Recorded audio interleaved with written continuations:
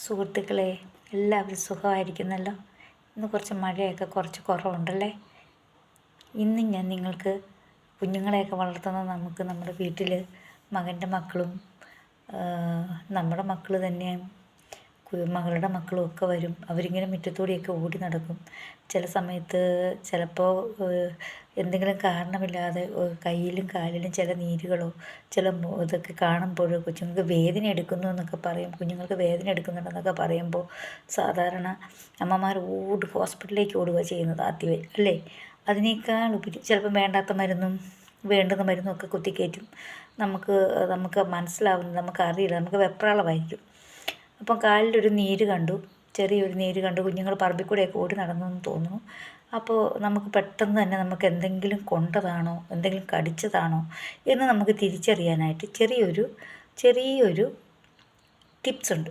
അതായത് എന്തെങ്കിലും വിഷമുള്ള സാധനങ്ങൾ കടിച്ചിട്ടുണ്ടെങ്കിൽ, ചിലപ്പോൾ നമ്മളിങ്ങനെ ഓടി നടക്കുമ്പോൾ എന്തെങ്കിലും നീര് വല്ലതും കാലേ കണ്ടു, അങ്ങനെ എന്തെങ്കിലും വിഷമുള്ള സാധനങ്ങൾ കടിച്ചിട്ടുണ്ടെങ്കിൽ നമ്മൾ ആദ്യമായിട്ടും കുഞ്ഞുങ്ങൾക്ക് ഒരു കുരുമുളക് കല്ലിൽ വെച്ച് ഇടിച്ച് നാക്കയിലൊന്ന് കൊടുക്കുക.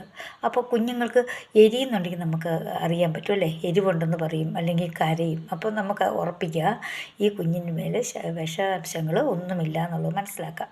കാരണം ഇഴജന്തുക്കളോ മറ്റെന്തെങ്കിലും കടിച്ച് വിഷാംശങ്ങൾ ശരീരത്തിൽ കയറിയിട്ടുണ്ടെങ്കിൽ എരിവുണ്ടാവില്ല. സാധനങ്ങൾക്ക് നാക്കിന്മേൽ എരിവ് രസം നമ്മുടെ നാക്കിന്മേൽ ഉണ്ടായിരിക്കില്ല. ഇതൊക്കെ ഞാൻ പറഞ്ഞല്ലോ, എനിക്കിങ്ങനെ പൂർവികന്മാരിൽ നിന്നും കിട്ടിയിട്ടുള്ള അറിവുകളാണ് ഇതൊക്കെ ഞങ്ങൾ നോക്കിയിട്ടുണ്ട്. എൻ്റെ അപ്പം വർഷങ്ങളായിട്ട് ചികിത്സ ചെയ്തിട്ടുള്ള ആളാണ്. അപ്പോൾ അദ്ദേഹം കാണിക്കുന്നതൊക്കെ ഞാൻ കണ്ടിട്ടുണ്ട്. വിഷാംശങ്ങളൊക്കെ ഉണ്ടായി മൂർഖപ്പാമ്പൊക്കെ കടിച്ചിട്ട് വന്നിട്ടുള്ള ആൾക്കാരുണ്ട്. വിഷകാരിയും കൂടിയായിരുന്നു എൻ്റെ അപ്പൻ. പാമ്പൊക്കെ കടിച്ചു വന്നാൽ അതിന് ചികിത്സ ചെയ്യാറുണ്ട്. ഞങ്ങൾ രാത്രിയിൽ ഉറക്കം ഉളച്ചിങ്ങിരിക്കും. കട്ടൻ കാപ്പിയൊക്കെ ഉണ്ടാക്കി അടുത്ത് കൂടത്തിൽ വരുന്നവരുണ്ടാവും. അപ്പോൾ അവർക്ക് കട്ടൻ കാപ്പിയൊക്കെ കൊടുത്തിട്ട് നമ്മൾ അപ്പൻ്റെ കൂടത്തിൽ ഞങ്ങൾ ഇരിക്കും.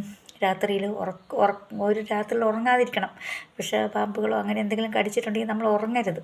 അപ്പോൾ അങ്ങനെ ഉറങ്ങാതിരുന്ന് അപ്പനിങ്ങനെ കൊടുക്കുന്ന മരുന്നുകൾ കാലിലിങ്ങനെ തോനെ ഇട്ടുകൊണ്ടിരിക്കണം, വിഷം കയറാതിരിക്കാനായിട്ട്. അങ്ങനെയൊക്കെ ചെയ്യുന്നത് കണ്ടിട്ടുണ്ട്. വരുമ്പോഴേ ആദ്യമായിട്ട് അപ്പം ചെയ്യുന്നത് ഈ ഒരു കുരുമുളക് വായിലിട്ട് കൊടുക്കും. കടിക്കുമ്പോൾ എരിവുണ്ടോ എന്ന് ചോദിക്കുക. എരിവില്ല എന്ന് പറഞ്ഞു കഴിഞ്ഞാൽ അടുത്ത ചികിത്സ തുടങ്ങും. അതിൻ്റെ ലക്ഷണം വെച്ച് ഏത് പാമ്പായിരിക്കും കടിച്ചത്, എന്തായിരിക്കും ചെയ്തതെന്നുള്ളത് അറിയാൻ എൻ്റെ അപ്പനെ കൊണ്ട് അതിന് കഴിവുണ്ടായിരുന്നു. ഇപ്പോഴില്ല, എൻ്റെ അപ്പൻ മരിച്ചുപോയി. എനിക്കതിനുള്ള കഴിവൊന്നുമില്ല. ഞാൻ കണ്ട കാര്യം ഒന്ന് ഷെയർ ചെയ്തതാണ് കേട്ടോ. നിങ്ങൾക്ക് എന്തെങ്കിലും ഇങ്ങനെ കാണുമ്പോൾ തൽക്കാലം ഒരു കുരുമുളക് കടിച്ചെന്ന് ഓർത്തുകൊണ്ടല്ലേ ഒരു കുരുമുളക് കുഞ്ഞിന് കൊടുത്തെന്ന് പറഞ്ഞ് നമുക്കൊന്നും വരാനില്ല. അപ്പം കുരുമുളക് കടിക്കുമ്പോൾ അയ്യോ അമ്മേ എരിയുന്നു എന്ന് പറയുമ്പോൾ അത് മനസ്സിലാക്കിക്കോണം, ഈ കുഞ്ഞിന് വേറെ യാതൊരുവിധ വിഷാംശങ്ങളും ഇല്ല. ചെറിയതെന്തെങ്കിലും ആയിരിക്കും, അല്ലെങ്കിൽ കല്ല് തട്ടിയതായിരിക്കും. അതിനുശേഷം നിങ്ങൾ ഹോസ്പിറ്റലിൽ കൊണ്ടുപോകുള്ളൂ. എരിവില്ല എന്നുള്ളത്, അല്ലെങ്കിൽ എരിവില്ല എന്നാണെങ്കിൽ ഉറപ്പായിട്ടും ആ കുട്ടിക്ക് വിഷാംശങ്ങൾ തട്ടിയിട്ടുണ്ടാകും. അല്ലെങ്കിൽ ആ മനുഷ്യർക്ക് ആർക്കായാലും അതായത് എരിവിനെ തിരിച്ചറിയാവുന്ന രീതിയിലുള്ള കുഞ്ഞുങ്ങളുണ്ടല്ലോ, അവർക്ക് അതിന് മുമ്പിലുള്ളവർ നമുക്ക് ആ ഒരു ടിപ്സ് ഉപയോഗിക്കാൻ സാധിക്കില്ല നമുക്ക്.